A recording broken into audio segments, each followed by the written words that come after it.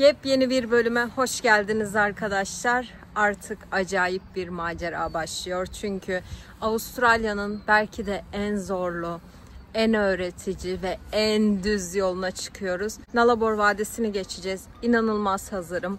Tüm yemek depolarımı, işte suyumu vesaire her şeyi doldurdum. Acayip yüklüyüm. Ekstra muhtemelen bir 10 kilo kadar daha ağırım. O yüzden acayip bir seyahate başlıyoruz. İnanılmaz heyecanlıyım. Hoş geldiniz. İyi seyirler diliyorum. Evet, 2200 kilometrelik bir yolculuk başlayacak. Tabii ben bunu 3 güne falan böleceğim arkadaşlar. Bu bölüm itibariyle Batı Avustralya'dan artık Güney Avustralya'ya geçiyorsunuz. Şurada sınırları görebiliyorsunuz zaten. Ve burada Avustralya'nın en zorlu, en öğretici yolu başlayacak. Çünkü bu gördüğünüz 2100 kilometre boyunca bir büyük şehir, bir kasaba ya da bir şey yok. Yol üzerinde konaklayacak roadhouse'lar var, karavan parklar var ve benzin istasyonları var. Onun dışında süpermarket, işte arayabileceğim bir eczane, hastane vesaire yok. Zor bir yolculuk. Heyecanlıyım, stresliyim. Başlıyoruz. Yol boyunca bolca konuşacağız çünkü benden çok sıkılacaksınız. İyi yolculuklar diliyoruz. Biz bildiğiniz gibi yine aşırı yüklüyüz. Motorumuzun yağı tamam, zincirimiz yağlı, lastik havaları tamam ve Nullarbor yolculuğu başlıyor. Biraz stresli, birazcık heyecanlı. Hadi bakalım. Şans dileyin bana. Güzel, uzun, yorucu, maceralı bir seyahate başlıyoruz arkadaşlar. 3, 2, 1. Hadi ateş. Güzel kamp alanından ayrılma zamanı. Ve bakalım nerede kalacağız, ne yapacağız, kaç gün internetimiz olmayacak bilinmez çünkü çok uzun bir yolculuk. Bye bye. Bye bye. Nullarbor, bekle beni, geliyorum. Altını üstüne getireceğim senin. Bir sağa gezeceğim, bir sola. Gezecek yer bulursak. Bu bölümde dünyanın en uzun düz yolunu geçeceğiz. 90 mil ve 140 kilometre uzunluğunda arkadaşlar. Ve bu bölümde yine Avustralya'nın en uzun düzlüklerinde olacağız. Bakalım heyecanlıyız.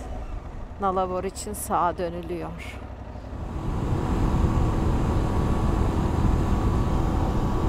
Kimseler yok, kimseler. Hava da serinledi, 15 dereceye düştü ya. Bakalım ne olacak. Avustralya'da aborjinleri anlatan bir kitap var arkadaşlar. Amerikalı bir kadının yazdığı, Marlo Morgan'ın yazdığı Bir Çift Yürek isimli bir kitap. Hazır buraya gelmişken okumamıştım da birçok kişi bana yorum yazdı. Teşekkür ederim. Sesli kitabı indirdim. Yolda yapacak hiçbir şey yok. Bir yandan Bir Çift Yüreği dinliyorum. Yani size de okumanızı ya da dinlemenizi tavsiye ederim. Aborjinler hakkında birçok bilgi veriyor. Bakalım, size öğrendikçe kısa kısa tüyolar, kısa özetler geçebilirim. Yol uzun, baksanıza hiçbir şey yok. Gerçekten bu yol nasıl bitecek? Bakalım.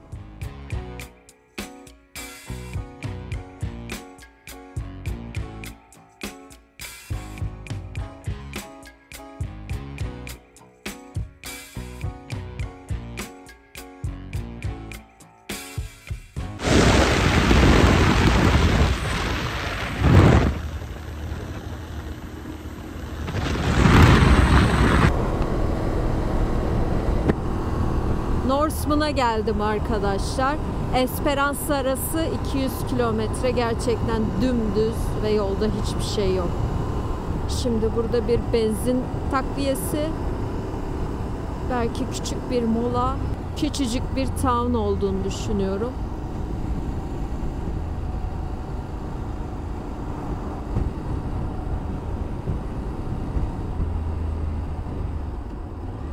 Bayağı küçük. Bayağı küçük. Şurada bitiyor çünkü.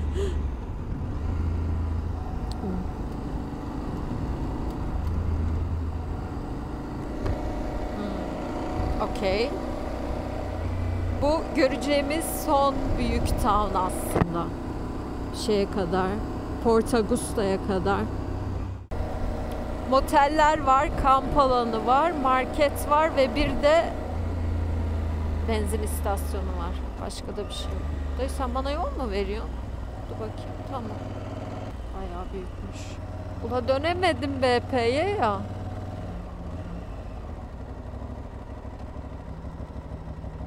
Bak tren geliyor tren.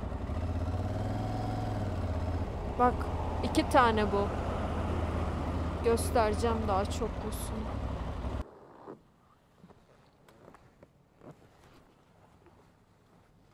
Ulan ayağım kaldı. Okey. Benzinciler öyle güzel ki aklınıza gelebilecek her şey var burada. Oyuncaklar, kablolar vesaire. Çok güzelsiniz kangurular. Oturma alanları falan da var. Bayağı güzelmiş. Ve içeride shower bile var. Kızıma doldurduk benzin. İçerisi gerçekten güzel. Kahve de aldık. 6 dolar. Yani normal. Bu kadar büyük bir yokluğun içerisinde 6 dolar değil 10 dolar da olsa verilir. Yani yanımda kahve makinesi var. İşte kahve var falan filan ama azıcık üşeniyorum. En azından atıştırmalıklara para vermiyorum. Çünkü çantalarım market kadar dolu. Ve Nullarbor Vadisi'ne giriş yapıyoruz. Bugünkü ilk durağımız Baladonya olacak. 189 kilometre uzaklıkta. Hazırız, her şey güzel. Hadi bakalım. 189 kilometre düz.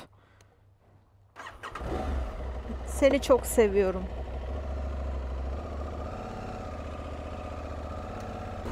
Artık burası son town'da arkadaşlar. Artık 2000 kilometre boyunca benzin istasyonları ve roadhouse'lar dışında hiçbir şey yok. İnternet de yok bu arada. Başlayalım. Go Gülşah go. Daha çok gidersin Gülşah. Oy oy oy oy.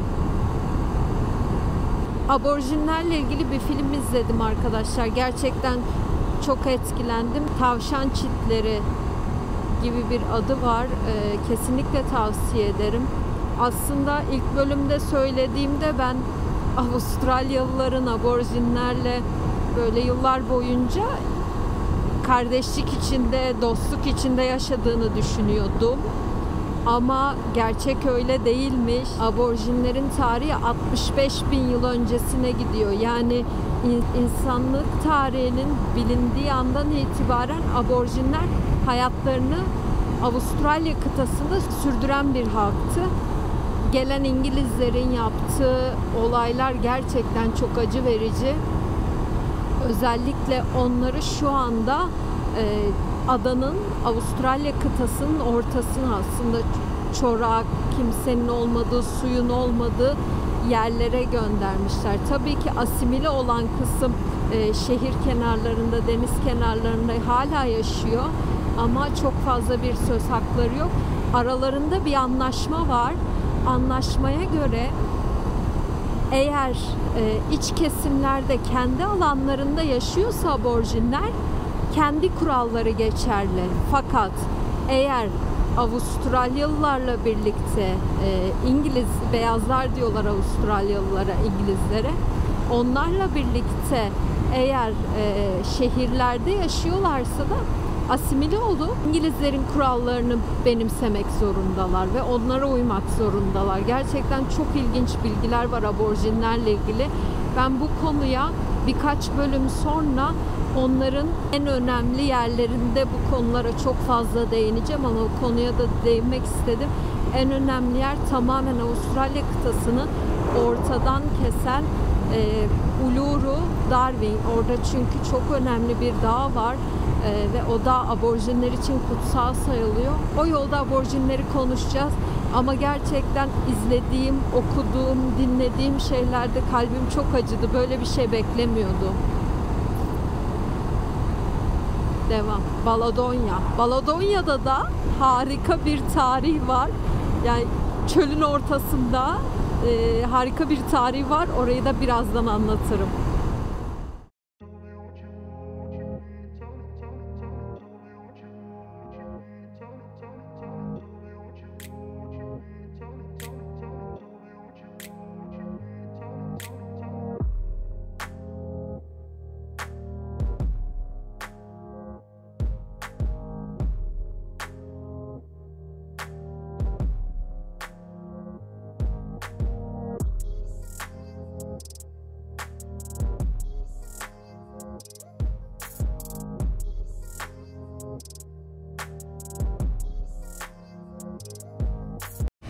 O trafik. O 3-4'lü yol treni gördüm. 4 tane. O trafik. O 3-4'lü yol treni gördüm. 4 tane. Hala kanguru görmedim Avustralya'da, şaka gibi ya. Mental olarak zor bir yolculuk arkadaşlar. Yani asfalt var, 200 kilometrede bir benzin istasyonu var, konaklayacak yer var, okey. Ama tek başınasın ve dümdüz gidiyorsun. Odaklanabileceğin ya da dikkatini dağıtacak hiçbir etken yok. Bu gerçekten kolay değil. 400 kilometre geldim bugün. Kaç saatlik sürüş söyleyeceğim şimdi. Time. 390 kilometre 4 saat tam olarak. Ve 4 saat düz. Düz. Arada arabalar geçiyor. Yol çok ıssız değil.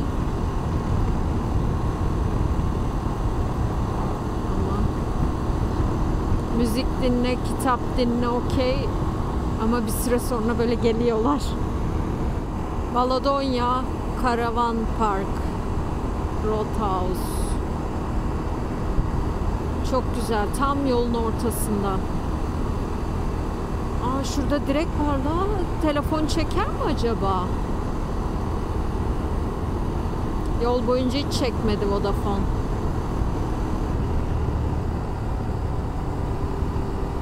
Geldik.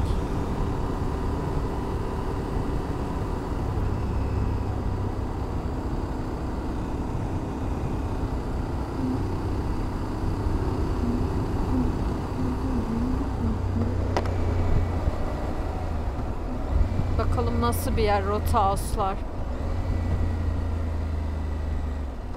Ama bu Skylab. Size harika bir tarihi bilgi vereceğim. Buraya 1976 yılında uzaydan bir şey düştü. Bu ne lan? Ben tersten mi girdim?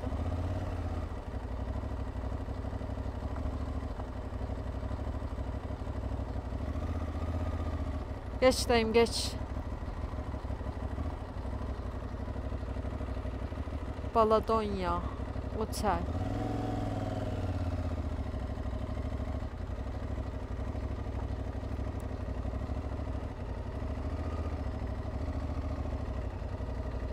Okey, burada kalacağız. Şurada kamp alanları. Tuvaletler. Oturma yeri. Müze. Dula geri gelme. Kaç saattir dümdüz gidiyorum.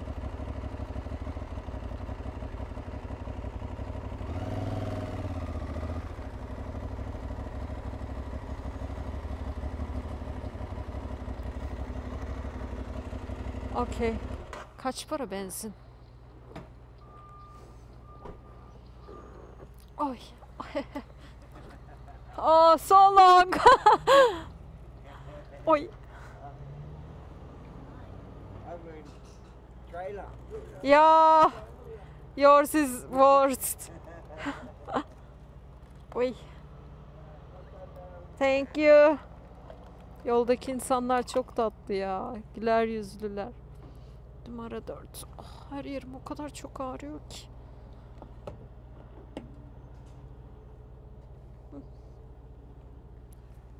Ha, dönsene.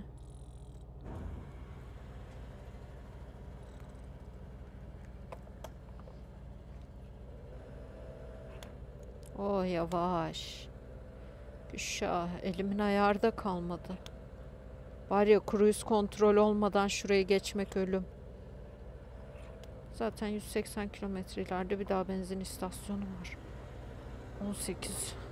Bak 18 dolar. 8 litresi. Biraz. Abicim, ablacım.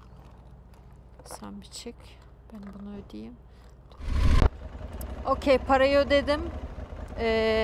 Şimdi anlatacağım size. 50 dolar ücreti var arkadaşlar. Gecelik konaklamanın. Korkunç bir para yani. Şurada da hiçbir şey olmayan bir korkunç para işte. Neyse ama BP'de Wi-Fi varmış. Oy oy oy, kafam karıştı, dur. Sen de terstesin. Ben de. Bildiğin hiçbir şeye daha para ödedi. Okey, şurada insanlar var. Bari orada kalayım da.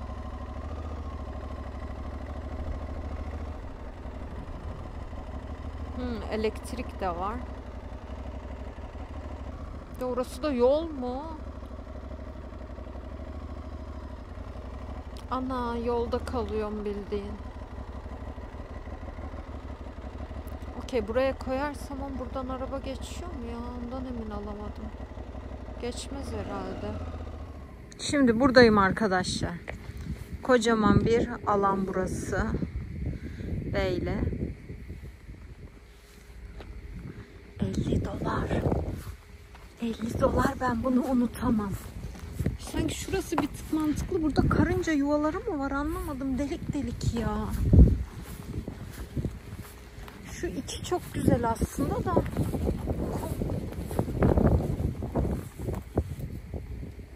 Yılan mulan çıkar. Ölürüm gece korkudan.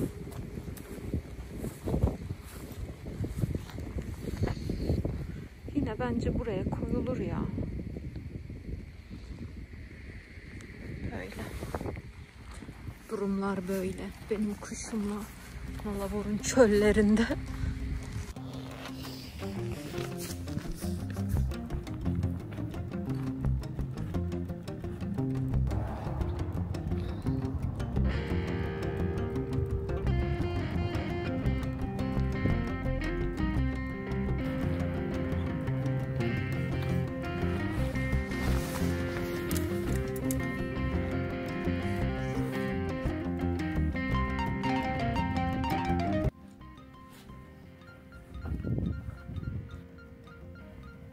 Lodge out a picture of you by your bike. Yeah, can I help? No, it's okay.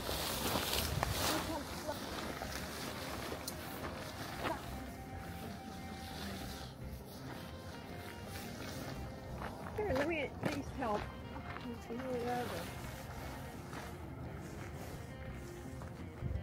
Now where are you going? We just started 11 countries in 100 days. Oh, that's nice. Yeah, we've done a lot of around the world trips and İşte bir Avustralya yaşamına dair yolun ortasında bir Roadhouse'da kalıyorum. Çünkü bundan sonraki yerleşim, yani bunun gibi bir place 380 kilometre ileride. Yani bir günde de 700 kilometre çok zor. Zaten kangurulardan dolayı gün doğumundan önce ve gün batımından sonra yola çıkılmıyor arkadaşlar. Çünkü tehlikeli oluyorlar. O yüzden burada Baladonya'da Karavan Park'ta kalıyorum. Yani kesinlikle 50 dolar hak etmeyecek bir yer. Ama yapacak bir şey yok. Çünkü çölün ortasında burası. Başka duracak vesaire hiçbir yer yok. Burada kabinler de var. Kabinler 180 dolardan başlıyor. Ve Baladonya deyince de çölün ortasında Gülşah bize anlatacak ne bulursun demeyin. Baladonya'ya arkadaşlar Amerika'nın ilk uzay istasyonu 1973'te fırlatılıyor ve sonra başarılı olamayıp dünyaya parçalanarak düşüyor ve tam olarak Avustralya'da Baladonya bölgesine, buraya parçaları düşüyor. Şu an bulunduğumuz yerde de onun parçalarına dair bir müze var. Çölün ortasında bir müze olacağı aklımın ucundan geçmezdi ama varmış. Şimdi bir bakalım nasıl bir müze. Tam olarak burada reception, kafe, karavanlar, maravanlar, her şey organize edilmiş. Ve burası bahsettiğim müze arkadaşlar. Burada Baladonya'ya ait hem şeyler var. Bak. Topraklar falan filan var. Hem de burası uzay Skyfall'un düştüğü, uzay istasyonunun düştüğü parçaları görebiliyoruz. Düşünsene, Amerika uzaya bir şey gönderiyor ve Avustralya'ya düşüyor.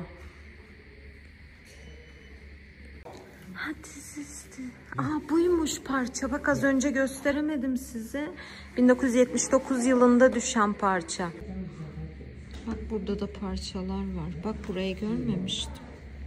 Skylab. O dönemin en büyük haber kanallarından yayınlanmış haberlere ev sahipliği yapmış. Düştü yine. Gözümden böyle düşmemişti hiç kimse. Arkadaşlar, kampın ortasındayız. Ne yapacağız? Akşam yemeği yememiz lazım. O yüzden çorba almıştım. Bak, şöyle bir çorba. Bunu ısıtacağım. Bence şimdilik yeter gibi düşünüyorum.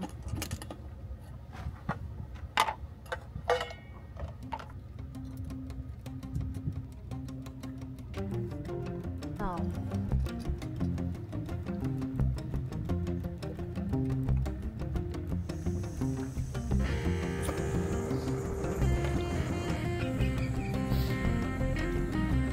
Acayip lezzetli, sevdim.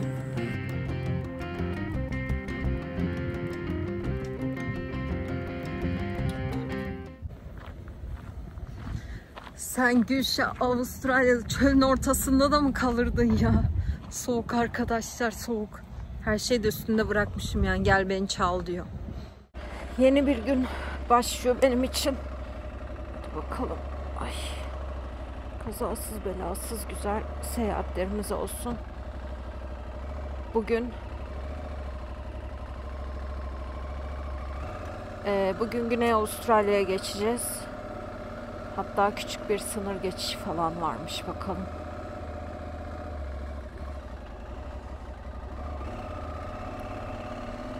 Bakalım nasıl olacak. Karavan parkta kaldık. Şimdi çıkış zamanı. Avustralya'da dünyanın en uzun dümdüz yolu bulunuyor. Hiçbir viraj, hiçbir böyle kıvrım olmayan bir yol. Şimdi oradan geçeceğiz. Uzunluğu 90 mil arkadaşlar. Yani 140 kilometre. Dümdüz. Acayip. Tabela da var galiba şimdi. Aha. Ha ha ha. Çok iyi. Buradan başlıyor 90 mil. Dümdüz gidiyor. Ay çok heyecanlı. Şurada bir fotoğrafımız olmasın mı? Bir sticker yapıştırmayalım mı? Lan biri fotoğrafımı çekseydi bari. Avustralya longest straight road. Oy, oy, oy. Hello.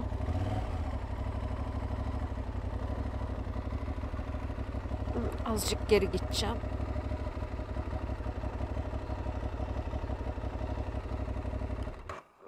Drone kaldırırız. sen nerelere geldin? Dur bakayım, sticker kolaydadır umarım ya.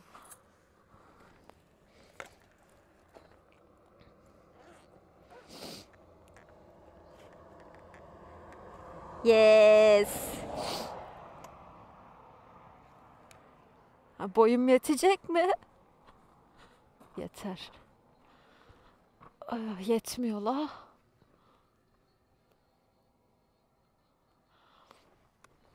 Yapıştırdım. Yamuk oldu. Artık Avustralya topraklarında benim de sticker'ım var. 90 mil uzunluğundaki yol. Var mı? Var. Geldik mi? Geldik. Devam. Şimdi işte çok sıkılacağım. Güldüğüme bakmayın. Bitmiyor yollar. Bir küçük tabelaya daha ismimizi bıraktığımıza göre şimdi bu işi başarıyla sonuçlandırmamız lazım. Oğlum. La.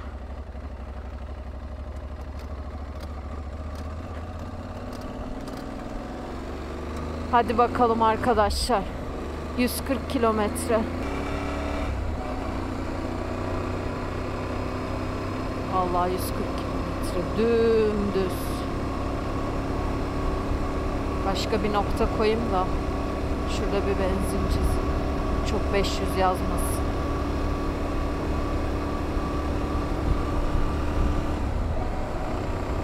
Başladık.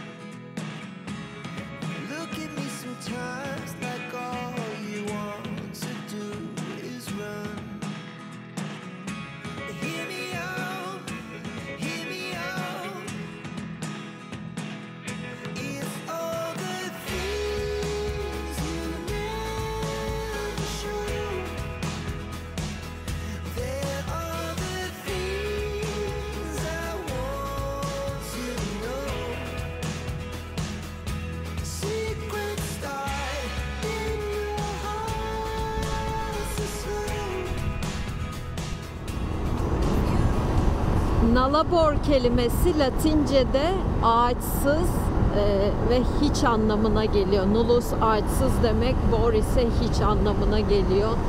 Avustralya'da hiçliğin ortası, gerçekten hiçliğin ortası. Şu anda dünyanın en uzun yolundayız, en uzun düz yolundayız ve bitmiyor. Şu an hala 85 kilometre var.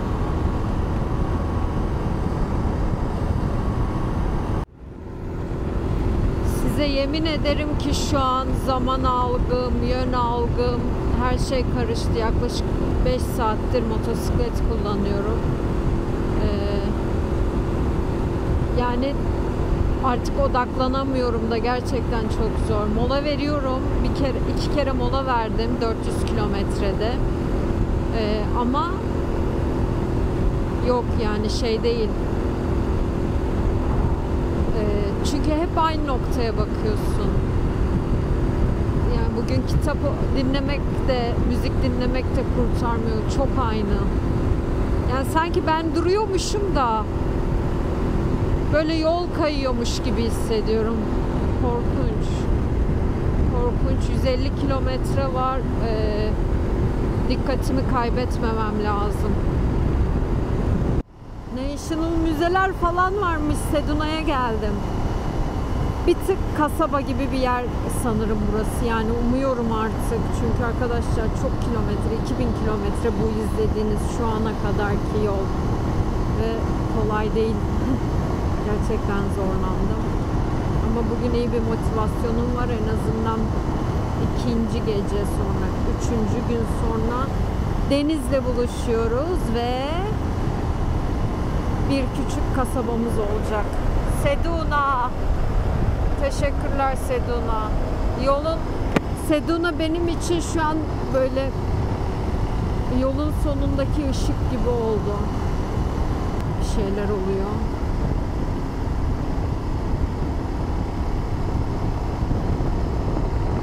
kalabalıklık var. Aha. Aa, karantina burada. Hadi be. Aa.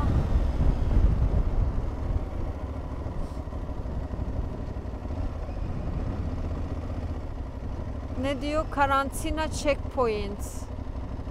Stop for inspection. La beni de mi inspection edeceksiniz?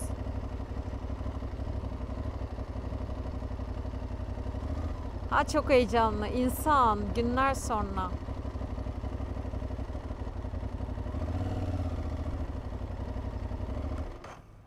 Hello. How are you? Good, thanks yourself. Thank you. Wait. You got any fruit or veg on? Yes, I have potato. Oh, potato. I should put. Sorry, no, I'll take them off. Yeah, it's all right. You don't get in trouble for it. I just got to put it in a special bin around. Okay. Should I park here? That's fine. Yeah, fine. Oy. I'll look after the way. Because I thought in south side you will check, but Yeah. yesterday I didn't see. Here. A carrot you can keep. You can keep the carrot. Nice. Carrot, okay. I'll just take the potatoes. Sorry. That's okay. From Esperance. I didn't cook. Pardon? These things from Esperance. Yeah. Thank you. Bon appetito. See you later. See you. Bye bye. Thank you. Ne tatlısınız.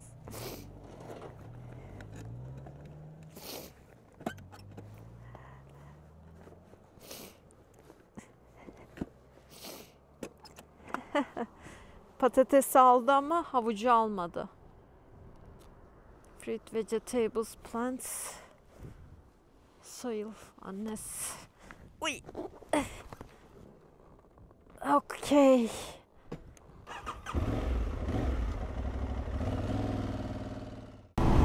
Bugün 4.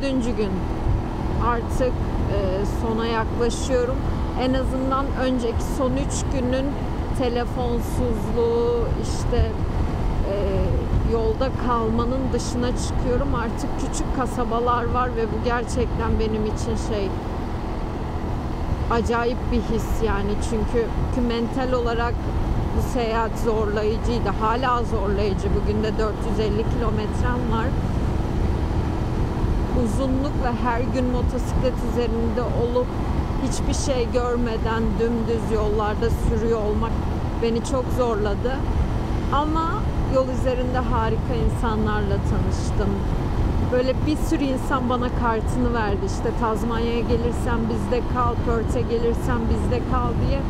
Bu aslında Avustralya'da yaptığım en zorlu yolculuğun yanında Avustralyalıları da tanımama sebep oldu. Çünkü kalpleri çok güzel, çok yardımseverler, çok misafirperverler. Bu kadar üst level'lara çıkacağını Avustralya'nın hiç düşünmüyordum. Ama benim böyle kalbimde çok güzel bir yer edindi Avustralya. İşte Nullarbor. Nullarbor, canımı çıkardın Nullarbor. Yola bak, yola. Hiçbir şey yok. Benzin istasyonları, bir diğer adıyla roadhouse'lar, o kadar güzel ki yani böyle çöldeki vaha gibi, çünkü kilometrelerce dümdüz geliyorsun ve sonra bir sürü karavan, bir sürü insanla karşılaşıyorsun. Bu gerçekten çok güzel. Daha çok yolumuz var ama eğleniyorum ya yolda. Yani evet, bazen zorlanıyorum ama güzel. En azından durduğumda keyifli, güzel insanlarla tanışıyorum. Çöl ortasında vaha diyorum, gerçekten öyle. Oho! Abart!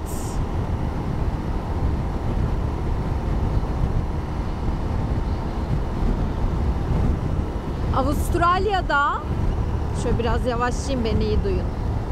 Avustralya'da 1870 yıllarında çok büyük bir tavşan salgını yaşanmış arkadaşlar. Victoria bölgesinde bir tane adam yetiştirmek için yurt dışından bir düzine tavşan getirmiş.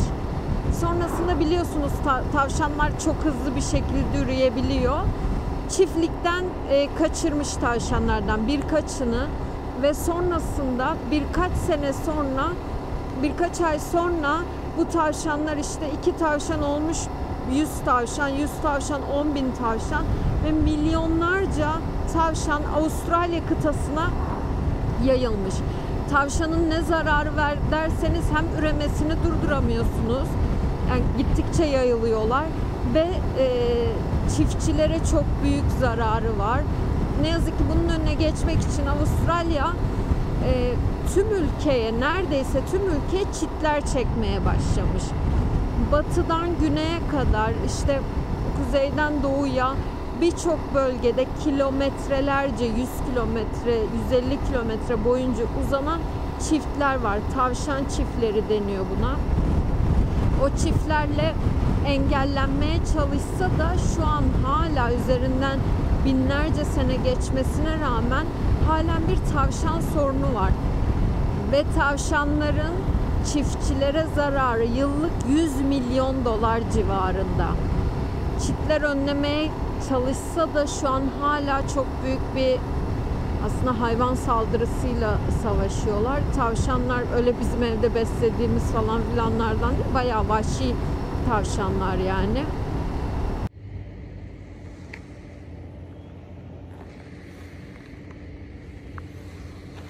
İşte böyle yollar düz, yollar bitmiyor ama güzel noktalarda olmuyor değil.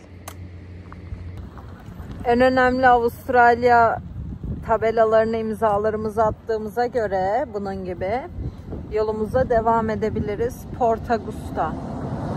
Port Augusta son durağımız. Çok yoruldum arkadaşlar. Dudaklarım çatladı artık yani. Korkunç. Güzel olacak her şey. Hayırlı olsun. Nullabore'u bitirdim. Kazasız, belasız. Gerçekten çok mutluyum. Sıkıntısız, bir şey olmadan.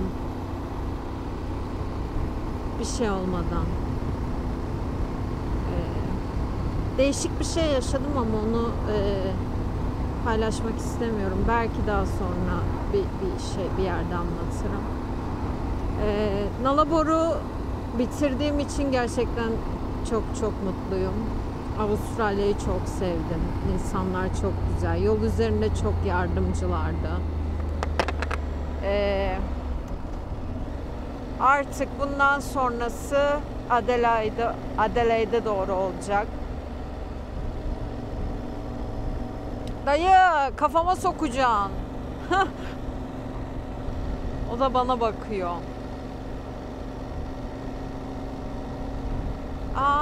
Alice Springs. Buraya geri döneceğim arkadaşlar. Adelaide'i görüp Mildura'ya gideceğim. Mildura üzerinden.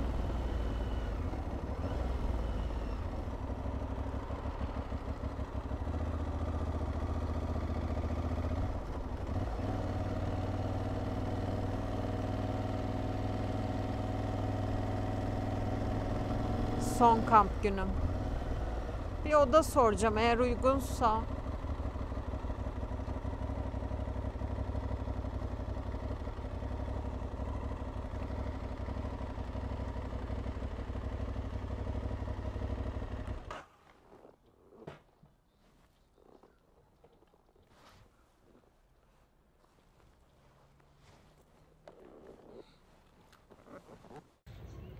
Evet arkadaşlar, bölümün sonuna, Nullabore'un sonuna geldik. Yüzüm gözüm yanmış biçimde, dudaklarım çatladı. Ama Avustralya'nın en zorlu yolculuğunu, en öğretici yolculuğunu şu anda tamamlamış oldum. Port Augusta'ya vardım. Aslında bitmedi ama bu yorucu, uzun yolculuk bitti. Yaklaşık 2000 kilometre uzunluğundaki bir yolculuk bitti. 4 gecede bitirdim. Bir gün 550 kilometre yaptım. Bir gün 400 kilometre yaptım. Bir gün 300 gibi. Esperance'dan başladığımız yolculuk yol kenarlarında, yol evlerinde, Rothhouse'da uyuyarak tamamlandı ve bugün Port Augusta'ya vardım. Bundan sonraki bölümler artık öğretici, eğlendirici olacak. Nalabor'la ilgili şunu söyleyebilirim. Bitirdiğim için çok mutluyum. Çünkü gerçekten kolay olmayan bir yol. Bitirdiğim için mutluyum çünkü Avustralya'nın en öğretici yoluydu. Ve sapasağlam, biraz darmadağınım şu anda. Kafamdakileri toplayamıyorum çünkü 2000 kilometre boyunca tek bir noktaya bakarak gittiğinizi düşünün. Bu çok zordu. Çok düşündüm, birazcık yıprandım, kendimi sorguladım falan filan. Neyse bitirdik. Buraya kadar izlediğiniz için teşekkür ederim. Sıkılmadıysanız, buraya kadar destek olduysanız bana zamanınızı ayırarak sonsuz teşekkür ederim. Bugün son kamp günüm. Bir sonraki bölümde Adelaide'e gidiyoruz ve ardından acayip bir maceraya çıkacağız. Avustralya'nın en ünlü yerlerine götüreceğim sizi. Şimdilik son günün yemeğini yaptım ve yiyorum. Diğer bölümde görüşüyoruz. Sizleri çok seviyorum. Kendinize iyi bakın.